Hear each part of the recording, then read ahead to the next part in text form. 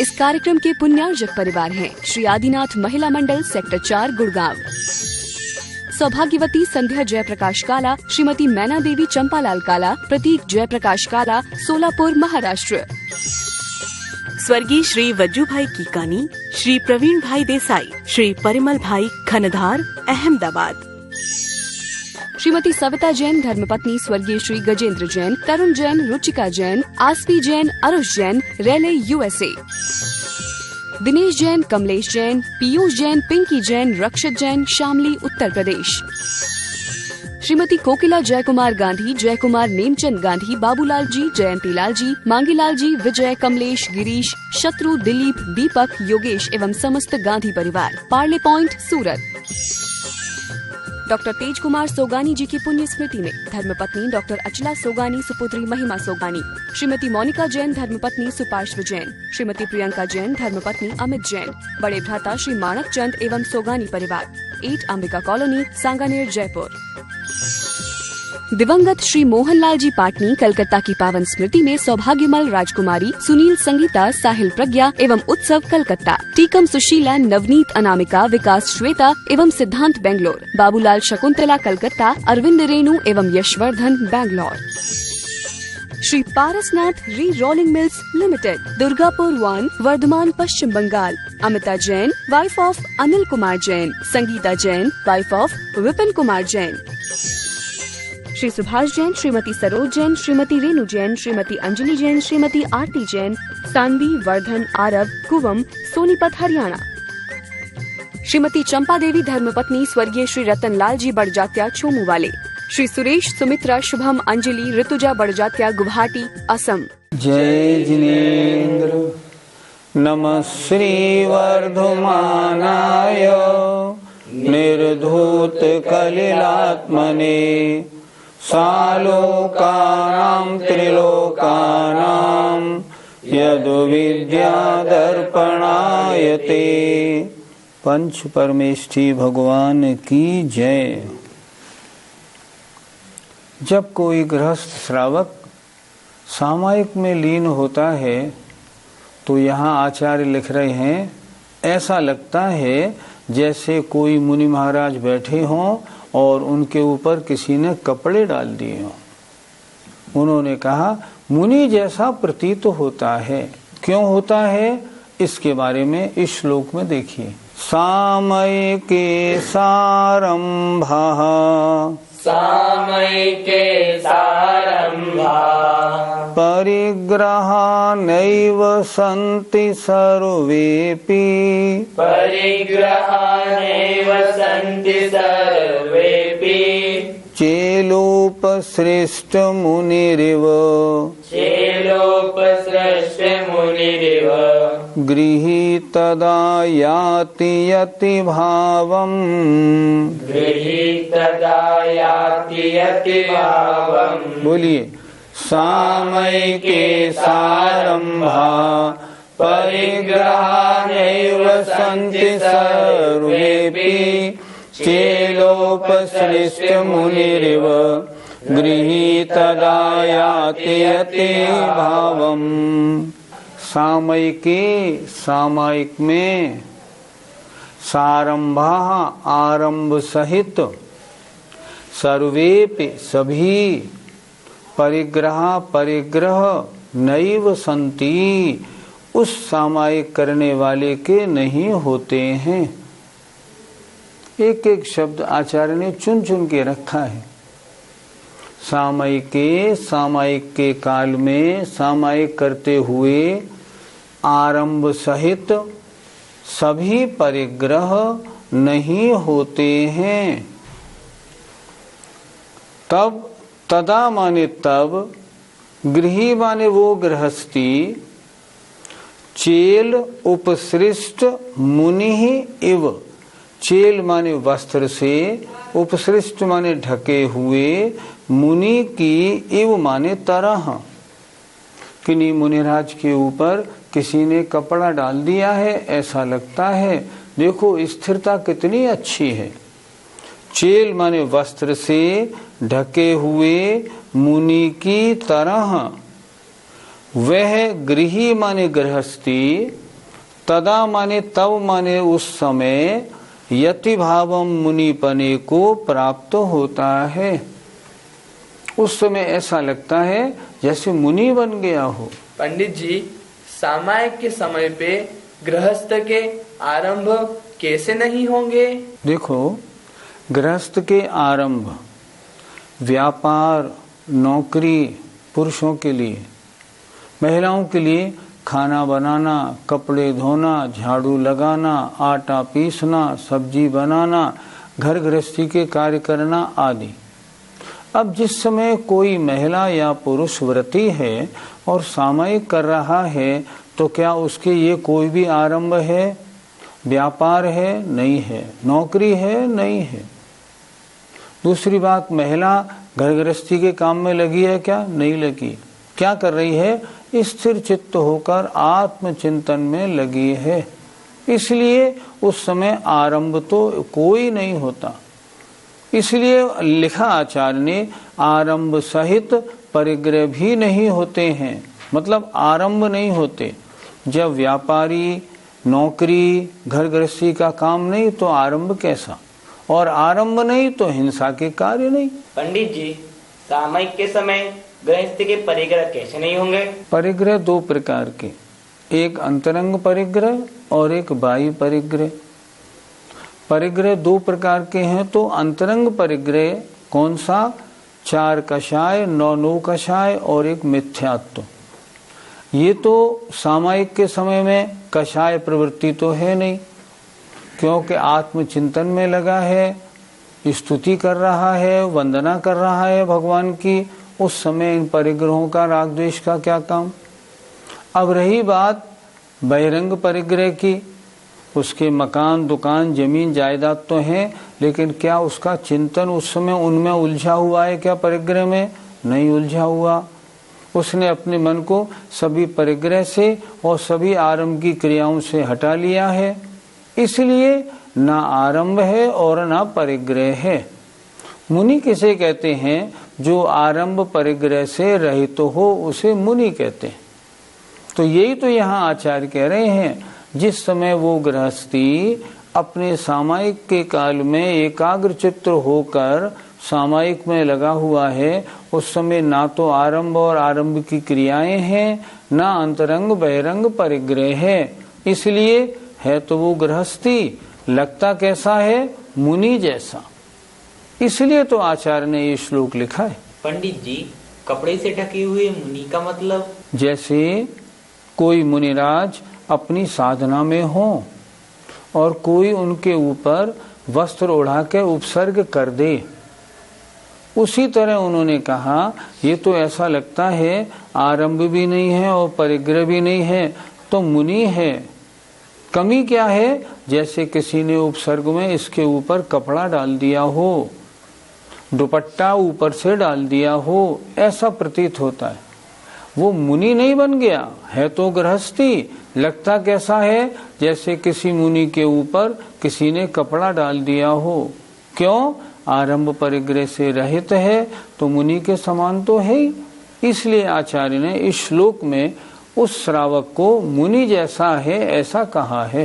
पंडित जी, तो क्या उस काल में उस वृत्ति का गुणस्थान बदल जाएगा? गुणस्थान तो नहीं बदलेगा, लेकिन जैसे जैसे सामायिक में वो मन लगाता जाएगा उसकी विशुद्धि बढ़ती जाएगी और उसकी निर्जरा भी बढ़ती जाएगी। वो मुनि जैसा है, अभी मुनि बना नहीं।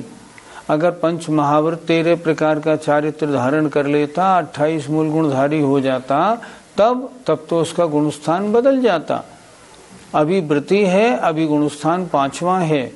और अगर मान लो वो बिल्कुल मुनि दीक्षा ले ले, तब गुणस्थान 7वां और 6ठा हो जाएगा।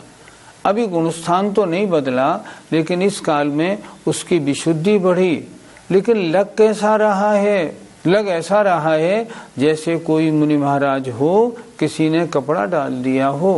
गुणस्थान 5वां ही रहेगा, लेकिन एकाग्रता और स्थिरता के कारण विशुद्धि बढ़ रही होगी और निर्जरा भी बढ़ रही होगी। सामयिक करते समय अगर कोई परीक्षे आए तब क्या करे? इसके लिए आगे आचार्य श्लोक लिख रहे हैं। शीतोष्ण दंश मशक शीतोष्ण दंश मशक परिशहमुपसर्गमपि च मौनधराः परिशहमुपसर्गमपि च मौनधरा सामयिकं प्रतिपन्ना सामयिकं प्रतिपन्ना अधिकुर्वीरन्नचलयोगाः अधिकुर्वीरन्नचलयोगाः अधिकुर्वीरन्नचलयोगाः अधिकुर्वीरन्नचलयोगाः। बोलिए शीतोष्ण दंश मशक परिशहमुपसर्गमपि च मौनधराः सामयिकं प्रतिपन्ना अधिकुर्वीरन्नचलयोगाः। श्लोक में आचार्य बता रहे हैं सामायिक करते समय अगर कोई परिचय आ जाए तो वह गृहस्थी क्या करे, वह व्रती क्या करे।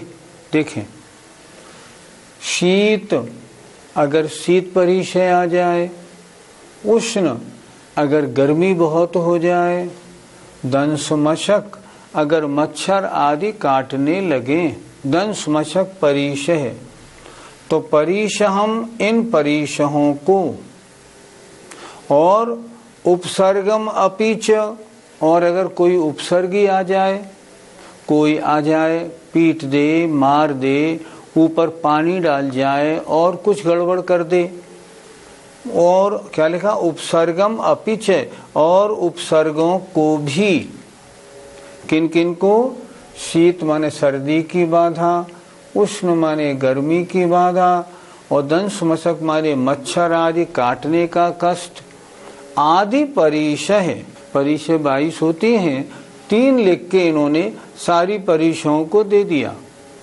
इसके अलावा अगर कोई उपसर्ग भी हो जाए तो क्या करे, मौन धराहा मौन धारण करने वाला और अचल योगाहा मन वचन काय से स्थिर रहने वाला क्या करे, सामायिक प्रतिपन्ना सामायिक को धारण करने वाला वह पुरुष अधिकुर्वी अर्थात उन परिशहों को सहन करे, मौन पूर्वक सहन करे, हल्ला मचा के रोके नहीं, और अचल योगा हाथ पैर फैला के और किसी तरह से भी नहीं, अपने योग माने मन वचन काय को स्थिर रखते हुए और मौन पूर्वक क्या करे, जो सामायिक को धारण किए हुए है, सामायिक करने में लगा हुआ है, वह अधिकुर्वी इन परिशों को सहन करे। पंडित जी, जब सब कुछ देखभाल कर बैठे हों तब परिचय कैसे आएंगे? परिचय आने में क्या लगता है, परिचय तो चाहे जब आ जाती है। एक बार का उदाहरण, आकाश बिल्कुल साफ था, आचार्य जी को सामायिक करनी थी, आहार से आए और बाहर सामायिक करने के लिए तख्त पे बैठ गए। आधा घंटा ही निकला होगा, अचानक बादल आए और जोर की बारिश शुरू हो गई। अब ये परिचय कहाँ से आ गई?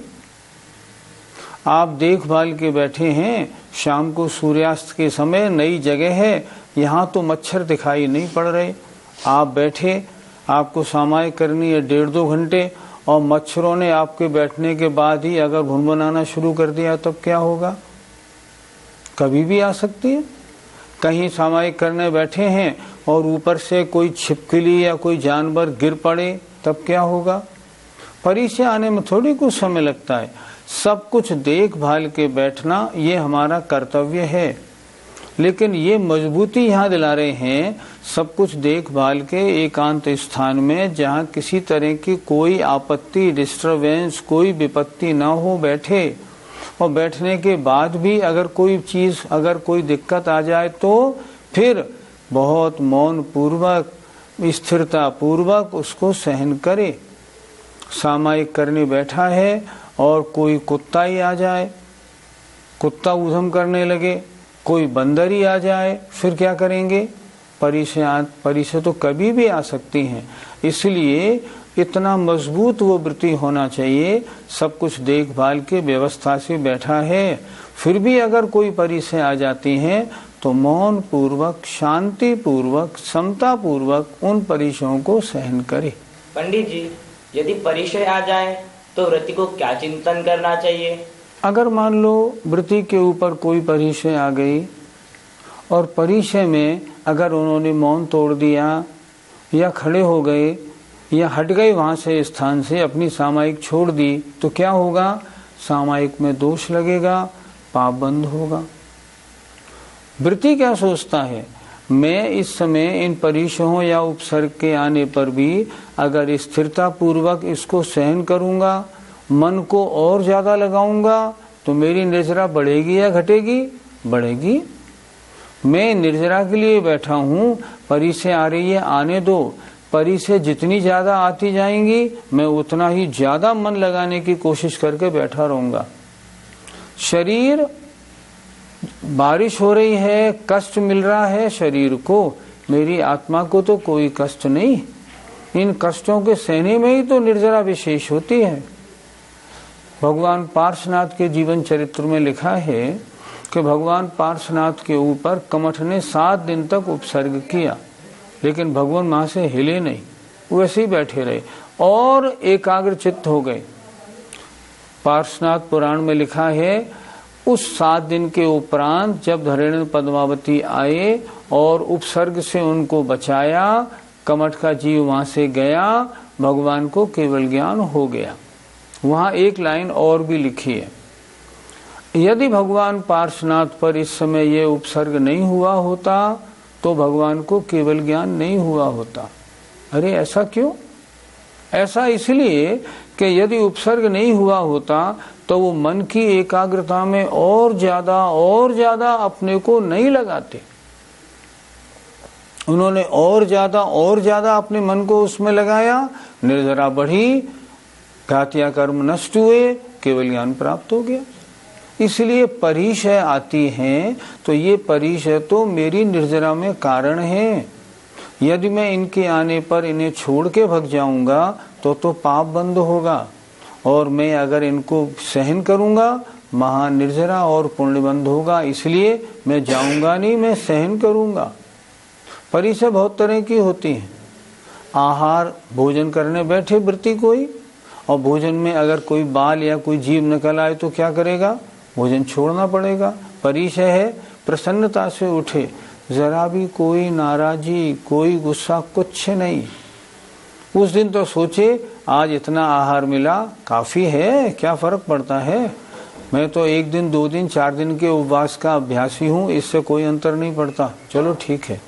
ऐसा करेगा तो ठीक, अगर गुस्सा करेगा तो कषाय का बंद होगा। इसलिए वृत्ति बहुत सावधानी से उनको मौन पूर्वक सहन करे। और एक अगली बात, श्रावक अभी उसने प्रतिमाएं ली हैं, वृत्ति बना है, ये आगे क्या बनना चाहता है? आगे मुनि बनना चाहता है। तभी तो अभी श्रावक घर गृहस्थी छोड़ के और वृत्ति में आया है, सब आरंभ परिग्रह छोड़ रहा है, अब मुनि बनना चाहता है। तो मुनि बनने में जो परिचय आती हैं उनका अभ्यास अगर अभी से कर लेगा ना तो मुनि अवस्था में भी डगमगाएगा नहीं, और अभी अभ्यास नहीं करेगा तो मुनि बनने के बाद डगमगा जाएगा। अगर भूख सहने का, प्यास सहने का अभ्यास अभी नहीं होगा, अब अंतराय हो गया, गर्मी के दिन थे, खाना तो खाया, पानी नहीं पिया, अब क्या होगा? अब प्यास लगेगी, प्यास लगेगी तो क्या होगा? तकलीफ होगी, सहन करो। अब तुम तो आगे मुनि बनने वाले हो, तो मुनि बनने में फिर क्या करोगे? जब अंतराय हो जाएगा तो सहन करनी पड़ेगी कि नहीं? करनी पड़ेगी। अभी से अभ्यास क्यों नहीं डालते? ये सोच के वह श्रावक अभी से अभ्यास डालता है। वृत्ति के ऊपर उपसर्ग किस प्रकार के आ सकते हैं? श्रावक के ऊपर भी जो मुनियों के लिए 22 परिचय बताई हैं उनमें से कोई भी परिचय कभी भी आ सकती है जो उनके उस समय के अनुसार हो। जैसे सर्दी गर्मी की बात बन सकती है, जहाँ सर्दी का मौसम था, धूप में सामायिक करने बैठे, अचानक धूप चली गई और बारिश होने लगी तो सर्दी की बाधा हो जाएगी।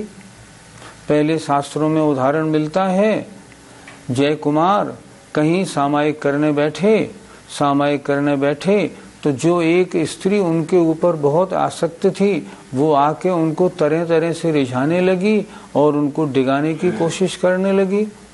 ऐसे समयों में व्रती श्रावक क्या करता है, और ज्यादा अपने मन को अपनी सामायिक में लगाता है।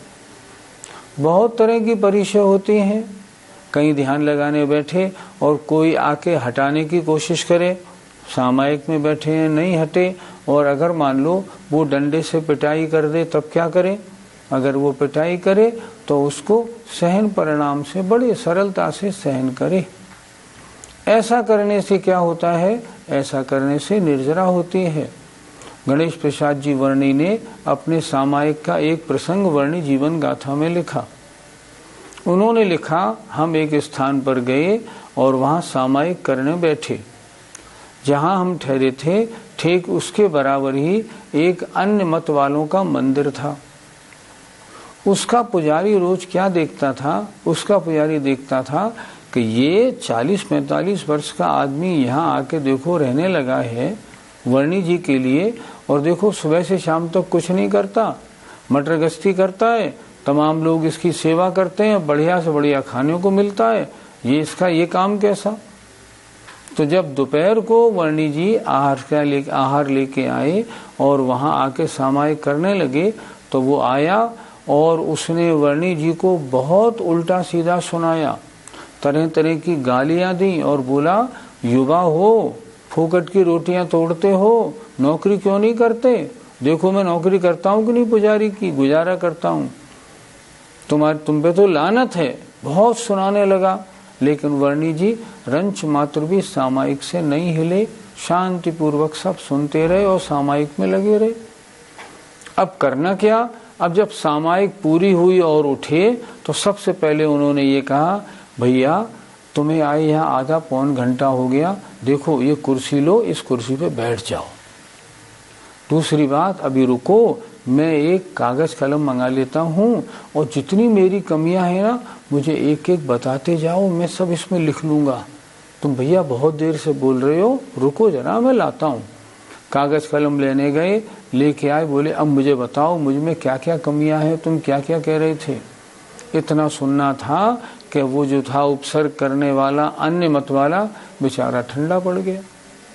और अगर मान लीजिए ऐसा न होने की बजाय अगर उनके साथ और कोई व्यवहार होता तो बहुत गलत काम हो जाता। ये तो सबके पास होता है, उपसर्ग आने में कोई टाइम नहीं लगता, चाहे जब कोई भी उपसर्ग आ सकता है। इसलिए जब भी ऐसा उपसर्ग आए ना, बड़े मौन पूर्वक और मन वचन काय की एकाग्रता अचलता पूर्वक ऐसी परिचयों को सहन करना चाहिए। जय जिनेन्द्र। इस कार्यक्रम के पुण्यार्जक परिवार हैं श्री आदिनाथ महिला मंडल सेक्टर 4 गुड़गांव, सौभाग्यवती संध्या जयप्रकाश काला, श्रीमती मैना देवी चंपालाल काला, प्रतीक जयप्रकाश काला, सोलापुर महाराष्ट्र। स्वर्गीय श्री वज्जू भाई कीकानी, श्री प्रवीण भाई देसाई, श्री परिमल भाई खनधार, अहमदाबाद। श्रीमती सविता जैन धर्मपत्नी स्वर्गीय श्री गजेंद्र जैन, तरुण जैन, रुचिका जैन, आसफी जैन, अरुष जैन, रेले USA। दिनेश जैन, कमलेश जैन, पीयूष जैन, पिंकी जैन, रक्षत जैन, शामली उत्तर प्रदेश। श्रीमती कोकिला जयकुमार गांधी, जयकुमार नेमचंद गांधी, बाबूलाल जी, जयंती लाल जी, मांगीलाल जी, विजय, कमलेश, गिरीश, शत्रु, दिलीप, दीपक, योगेश एवं समस्त गांधी परिवार, पार्ले पॉइंट, सूरत। डॉक्टर तेज कुमार सोगानी जी की पुण्य स्मृति में धर्मपत्नी डॉक्टर अचला सोगानी, सुपुत्री महिमा सोगानी, श्रीमती मोनिका जैन धर्मपत्नी सुपार्श्व जैन, श्रीमती प्रियंका जैन धर्मपत्नी अमित जैन, बड़े भ्राता श्री माणक चंद एवं सोगानी परिवार, 8 Ambika colony, Sanganer, Jaipur.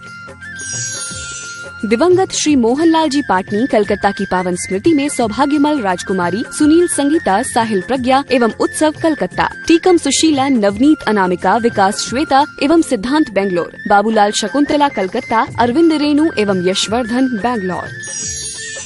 Shri Parasnath re rolling mills limited, Durgapur 1, Bardhaman, Paschim Bangal. Amita Jain, wife of Anil Kumar Jain. Sangeeta Jain, wife of Vipin Kumar Jain. Shri Subhash Jain, Shrimati Saroj Jain, Shrimati Renu Jain, Shrimati Anjali Jain, Shrimati Aarti Jain, Sanvi, Vardhan, Aarav, Kuvam, Sonipat, Haryana. Shrimati Champa Devi, धर्मपत्नी स्वर्गीय श्री रतन लाल जी बड़जात्या, छोमू वाले। श्री सुरेश, सुमित्रा, शुभम, अंजलि, ऋतुजा बड़जात्या, गुवाहाटी, असम।